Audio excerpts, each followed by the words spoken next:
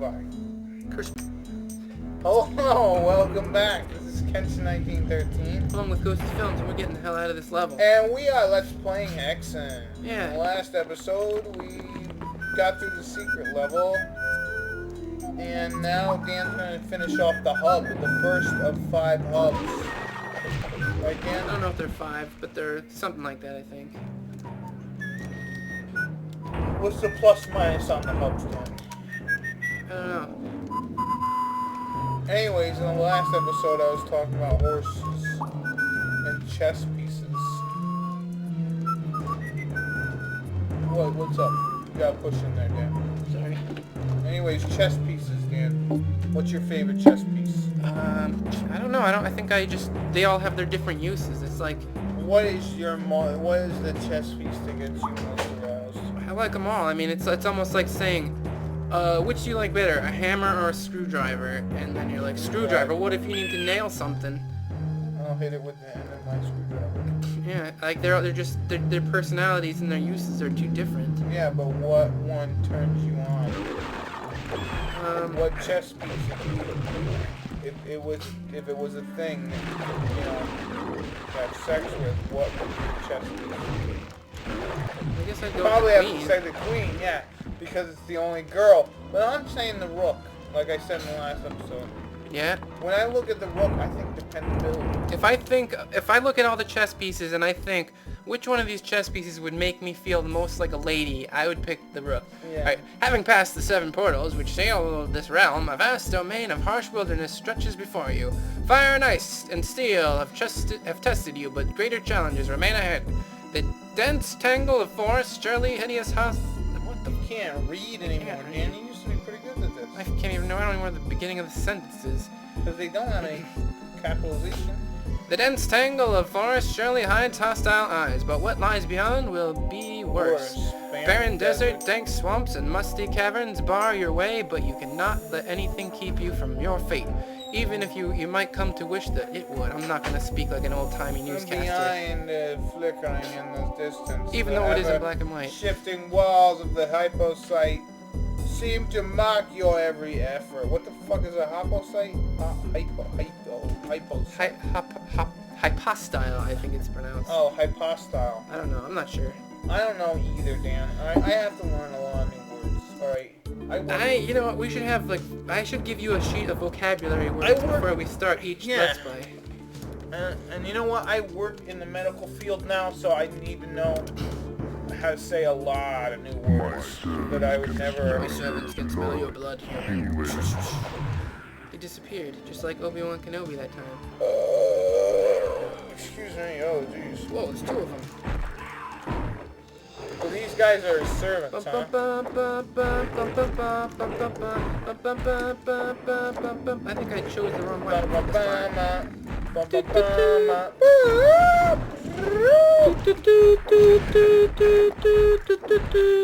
These guys smell your blood, dude. Yeah, I thought I did something about that problem. That doesn't look like wilderness. Looks more like canyons. It makes me want to vomit, man.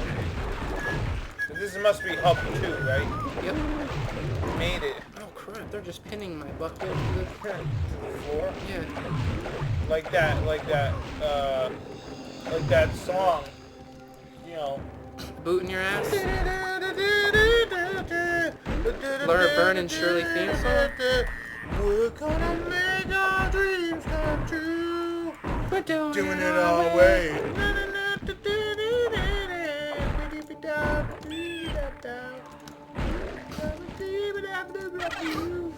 Skidda-da-ba-boo. Who was saying they weren't in like scat? Someone was saying, I think Bill Burr, I was listening to his podcast. He was saying I didn't like scat. And not crap, but literally scat. Like beep boop bop beep boop. Beep boop bop beep beep beep beep. Boy, the button went away. Oh damn, I don't know how long we've been recording. Probably hours. Didn't we just start like a minute ago? Yeah. It's been hours, Dan. I don't know what the sneaking up on me. Dan, they like to. They just want to give you a present, alright? You know I how just love it is. surprise parties. They're like, please let me beat you to death. Oh, you know what, Pete? I might be getting my second weapon. I hope so. I mean, my third weapon. I hope so. I want to see this weapon, man. I keep hearing so much about it. Oh. The guy who made the weapon told me it was a great weapon, but I was like, I haven't seen it yet. I almost walked off the cliff. And then some other dude said something about the weapon there, like, and I was like, Get the hell out of my face, bitch!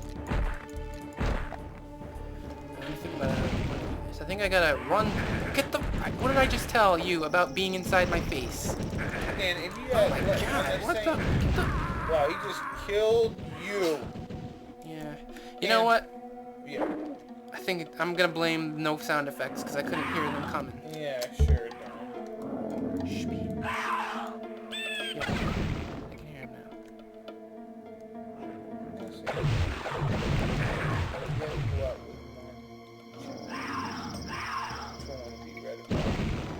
I don't know, black. It's what? I'm sorry. Maybe I just go through the Wesley Snipes school of color picking. Yeah. You know how you... Wah! Splat. Oh, that was pretty cool. You could have flew right there if you had the flying thing in. Yeah, it gets used up after that whenever you beat a hub. That sucks, man. I'm going back here for a moment. Why are you in a canyon? Are you not scary? Aren't you scared? Wish I could see where these guys are. It's like... You know, zoom out or make whatever. Alright, here we go. Let's save it. Alright, Dan, if you could make love to any action figure, Wah! Ah! past or present, what would it be? Any action figure? I don't know why I'm thinking action figure. Hmm. You probably do the one with the most My mobility. weapon's not here. You would do the one with the most mobility, wouldn't you? The points of articulation. You know, I didn't even consider that. I was thinking of like Scarlet from G.I. Joe. Wah! Oh, that's not even fair. Yeah. Because you were falling to death, and then you just rescued your own self. Yep. Yeah, I would have to say, you know what, April O'Neil. I know she was 80s hot, man. No, 80s hot isn't that bad. Yeah, but now you look at it, you're like, man. Like, you ever watched the original Ninja Turtles movie? You're like, what did they put that? Oh, I thought you were talking about from the cartoon. Oh no, that yellow jumpsuit. Whoa! I Oh my can't- god! I'm such a... Why do I have poison selected? I can't stop thinking about bananas when I see her in that yellow suit. And you know what happens when you think about bananas, You get right? an erection? Yeah, well that too, but then there's all kinds of things people do with bananas, and then your mind wanders into various gutters. You know what I mean, Dan? If you think about it, your mind. Alright, let's say your mind. I'm not capable of metacognition. What's that? It's like when you think about thinking. Yeah, but I'm Thinking about the process of thought. No, I'm just giving you an example of when your mind starts out. Alright, your mind. Let's say. That's gonna be on your vocabulary list, Pete. What meta processing? Metacognition. Okay. Just read the definition and I'll learn it by the end of the week. Alright, and I'm gonna quiz you on a Friday. Yeah, that's cool. Anyways, Dan, alright, think about this. Alright, your mind, it starts, let's say it starts in a house, alright, and it's regular mind. But eventually your mind goes out of that house and starts thinking outside the box. And as it thinks outside the box, Dan, what happens? It falls into the street. And then your mind goes into the gutter as the thing swishes it up into the gutter, and then you're in the gutter. You got a gutter mind. And you can get your mind out of there, Dan. But sometimes you're always going back to the gutter. Thinking about bananas and all the things that you can insert in there. I don't remember running so much last time, like when I played this with the Barbarian. I feel like I could just beat these guys up and I didn't even need to run, and now I'm like constantly running for my life. Well, it's probably because you're playing piss poor. Probably. That's a good, you know what, that's a good phrase right there. I wonder where it came from. Piss poor. Is it because piss is something you don't want to drink, so it's like piss poor? Or is it like, I'm so poor, my piss is like poor? Maybe. I don't know. Maybe you're so poor that you can't afford pissing? I don't know. That's a good question. If anyone knows where the term piss poor comes from, let us know.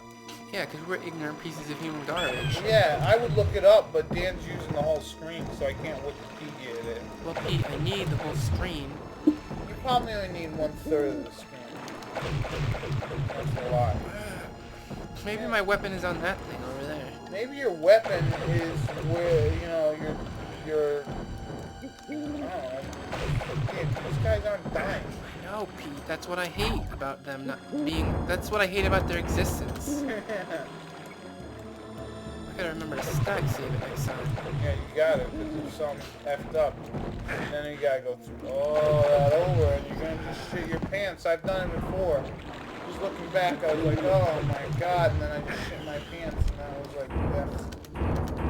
You know what I mean? You go, ah.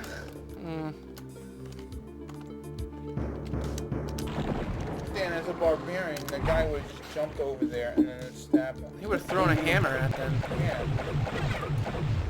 If you think about it, then the barbarian is the most friendly. Right. You ever see that movie,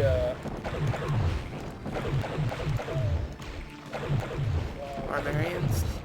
Conan the Barbarian? I love Conan the Barbarian. It's one of my favorite movies of all time. Yeah, that's the one where he makes love to the woman, right? Yeah, it was like this witchy woman. And then he made love to Sandal Bergman. What about... No, I don't like Conan the Destroyer. That was the dumbest Conan movie ever. Yeah, but it had Samuel L. Jackson. Didn't. It had, James Earl Jones. It had, Wilt Chamberlain. Oh, yeah! Wilt the Stilt, man. Cool. I like it. You don't like Wilt the Stilt? I don't like that movie. I don't have a problem with the actors necessarily. What about that guy? Okay. Conan. I like Conan. I didn't like the new Conan movie. You wanted to see it and it was bad? No, it just looked so stupid I never bothered to see it. See, that's a movie you could have reviewed on your new movie haters who hate movies, who hate people. Yeah, I was thinking of making a thing on my movie channel called Movie Haters Movie Reviews, because I hate most movies that I see. Yeah. And you could listen to a movie, like if you're a particularly picky movie watcher who thinks that most movies are stupid and made for teenagers, you could watch my review. But then again, I'm too poor to like go on and watch movies. You know what, Dan? You know what I was thinking about? You're one of the most pickiest people I've ever met in my life. I'm running out of bullets. Alright, Pete, I have to concede that maybe this is a little bit like Doom if I keep calling my magic bullets. Yeah. Yeah, you keep calling your magic bullets, and then you're gonna pick up your mana, which is your bullets, and you're like, ugh. Oh, look at that, you touched the switch. Yeah, you didn't hit that switch, the bulb. Yeah. Oh, yeah. Oh, I think I know what I need to do. I need to jump across now. Yeah, there's a party in her mouth. And everyone's invited. Yeah. Are you coming to the pants party, Dan? Maybe, I don't know. There's a party in my pants. Nice. Oh. Ah! You remember that movie, Dan? You ever see Anchorman? I think I saw parts of it. I never saw the whole thing. Good movie. Thought I'd die. Oh, that poison dart almost hit me. That one did hit me. Where's this weapon, Dan? Ooh, did you get to see that? No. Can you do it again? The Molitor. See this, this thing here? Down here? Yeah. It's a Molitor. You throw that and a big giant Minotaur comes out and fights your battles for you. Oh, it's like a guy. He beats people over there with a hammer. It's like your little familiar. Oh, I'm getting hit by things. Yeah, Dan, you're Dumb? bored. Gameplay is not of quality. Well, I was trying to get good camera angles. Yeah, I hear you. At least you're not the Thomas Stylist. Yeah, I'm like the next worst thing. No, you got more levels. You know what? Because you have the ability, Dan. You care about the quality of your videos, and you have the ability to try to get better and do better. But when you watch Thomas Style 25's videos, it only goes to a point. You know what I mean? And then that's it.